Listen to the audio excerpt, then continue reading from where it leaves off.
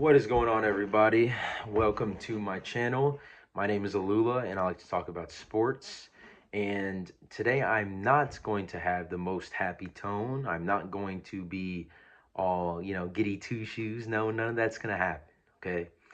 Today we got to get down to business. We got to talk about Kentucky football. And we're going to talk about the Colts, the NFL, the eggs. We'll get into all that later, but right now, I just wanted to spend a few minutes talking about Kentucky football. Okay. So Mark Stoops, he's our coach. He's been our coach for the last decade, right? Maybe just over, just under, who cares? And at first, I was a Stoops believer. I was Stoops troops. I liked what he was doing. I liked the talent he was bringing in. We saw a really great year, a great season in 2018. We went 9-3. We had a lot of seniors on the defense, Josh Allen, among others. And silly me, I really thought that Stoops would just get the offense down. And 10 years gone, blink of an eye, right? And I'm sitting here in 2024, a few months away from 2025 now. Time flies. And I have yet to see Kentucky have a competent or slash dynamic offense.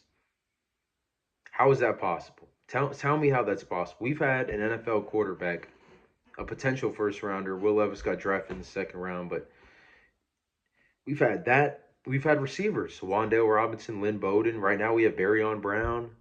We have receivers that have been pretty good. Yet, we have never had a dynamic offense. Just look around the SEC. Okay, Georgia, Bama, LSU. Okay, those teams, they won championships. They had dynamic offenses. How about the other teams, Lula? Ole Miss has had a dynamic offense. Mississippi State's had a dynamic offense. Missouri's had, Tennessee's had a dynamic offense. I mean, shit, probably Vanderbilt hasn't. South Carolina's kind of been ass the last 10 years. I might be forgetting a couple other. Florida's kind of been ass most of the last 10 years. But Kentucky has the coach that we've had for such a long time. I mean, a long time. Yet we haven't improved in the passing game the whole goddamn time I've watched the team. Tell me how that's possible. It's not possible. It should be impossible. That should mean the coach is on the hot seat, okay? You got this guy, Brock Vandegrift, not a fan of. He just looks scared when he plays, but I can't blame him that much when he has no time. The O-line was terrible. Oh my God. They were getting right past, turnstiles, getting right past our tackles, guards, whoever. It was horrible. And this just dawned upon me, right? I watched the NFL. I watched the Colts. I believe in them. I think they have a chance to win a Super Bowl maybe in the next 5-10 years, hopefully. Same with the Knicks. Same with Chelsea when I watch soccer.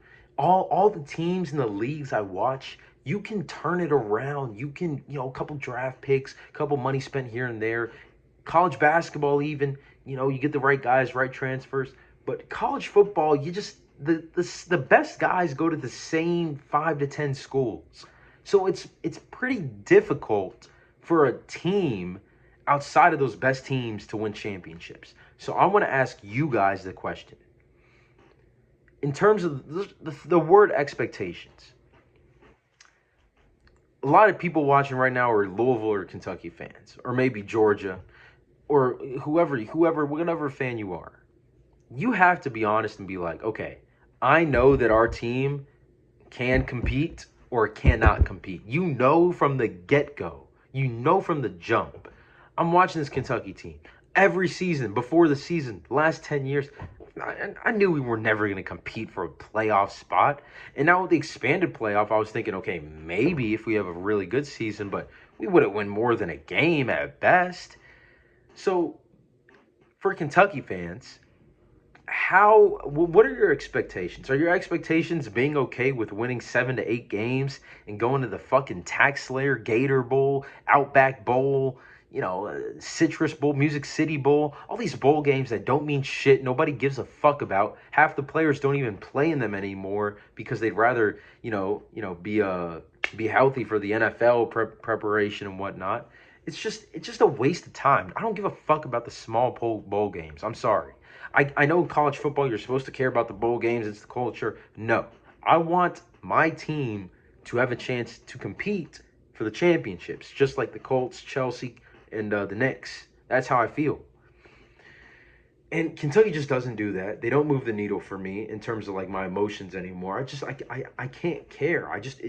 And now we throw in this shit performance. I mean, SEC home opener against the team that you're a double-digit favorite against. And you score 6? The same team that gave up 19 to Old Dominion, you score 6? That's the most fucking pathetic thing I've ever seen all weekend. Besides Notre Dame losing to Northern Illinois. Notre Dame's another team. Overrated all the time. Notre Dame's terrible. I mean, in terms of like where they should be, they always... I mean, you want to talk about expectations. Their expectations are always right here, and they're always just like right here at best. I mean, they're never a good playoff team. No one gives a fuck about Notre Dame. Kidding me right now? So Kentucky football, I mean, it's hard for me to care anymore. Just fuck that bullshit, man. Kentucky fans, it just depends where your expectations are. If you're cool with just bowl games that don't mean shit, okay. But if you actually want to watch your team in the best games, the New Year's 6 games, then you should be agreeing with me, okay? If you're in the crowd over here, that's fine with the Tax Slayer Bowl. Okay, have fun over there. Okay, that's good. Then you should be all pro Stoops, and you should be happy if we win 5 or 6 games this year. Good Lord. Anyways, moving on. Let's talk about the Colts. The Colts, there's a serious issue. This is a big issue. This might be no, it's not a bigger issue than Kentucky football, but this is an issue. All right, we got JuJu Brents. Okay. The number 1 outside corner for the Colts. He's out for the year with a knee injury, season ending. It came out of nowhere. I think he finished the game on Sunday, but I don't know. Apparently, it's bad. He's not going to come back this year. Maybe at the back end there's a possibility, but that doesn't matter. That doesn't matter right now. We're going to be missing our best corner on the outside, and I think he's our best corner overall for the whole season. Chris Ballard has not done enough to address the issues in the secondary, and now we have a huge problem, okay?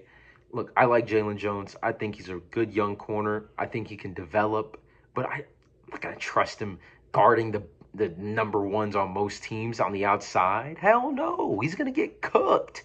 He's going to get cooked. Dallas Flowers. I would trust Dallas Flowers on the outside. I mean, Kenny Moore even. All these Colts fans, they love Kenny Moore. Big fan on Kenny Moore. So was I. That ended after the 2019 or 2020 season. I mean, he can't guard guys. He really can't. Okay, he's good in zone. He can blitz and bring pressure. He's a good, nice blitzing corner. He's a good tackler, great tackler. He's really good at getting low. But in terms of coverage, mano y mano, it's a problem. It's a big issue. So now, I don't like any of our corners, any matchups going into any game. I mean, just look at the next 3 games, right? Green Bay against Malik Willis. Thank God it's a backup quarterback, or that would be an issue. Jaden Reed would give us issues. Romeo Dobbs, Christian Watson, they'd all give us issues. Next week against Pittsburgh. I mean, George Pickens, he's going to terrorize whoever we have. That's a problem. The very next week against the Bears, Odunze, Keenan Allen, DJ Moore. That game has now turned into an issue. I mean, it was probably an issue even with JuJu Brents, but at least I can kind of trust him on the side. I mean, I don't trust none of these other guys. And the safeties, I mean, I like Julian Blackman, but I don't like Nick Cross. I don't think Nick Cross is that good of a safety. He had a lot of tackles on Sunday, and that's because our defensive line and linebackers were letting Joe Mixon get to the 3rd level of the defense every time. How we cannot, I mean, that's another thing, too. I mean, what a rant this has turned into. The D-line on Sunday, right? Sure, we got 4 sacks. We got pressure relatively well. I need to look at the advanced numbers, but I feel like we didn't do enough to AO CJ Stroud. From what is on our defensive line, Laiatu Latu, Taekwon Lewis, DeForest Buckner, Grover Stewart, Kwity Paye, Dio Odengbo. These guys who have produced numbers besides Latu because he's a rookie, they just weren't making an impact the way that I thought they should have. You know, I'm not going to sneeze at 4 sacks. I'm happy with 4 sacks. 4 sacks a game across a 17-game season. I mean, do a little bit of math. That's like, what, 68 sacks? Right? 10 times 4, 7 times 4. Yeah. 68 sacks. So, you know, I'm really hoping that the D-line can improve on the run defense, and the linebackers, Zaire Franklin and EJ Speed, didn't really make that many noticeable plays on Sunday either. I'm just hoping that, you know, our defense can just shell up the run game at least. I know our secondary is going to get torched, but we should not be getting torched on the ground. That cannot happen. We played Josh Jacobs in the Packers on Sunday.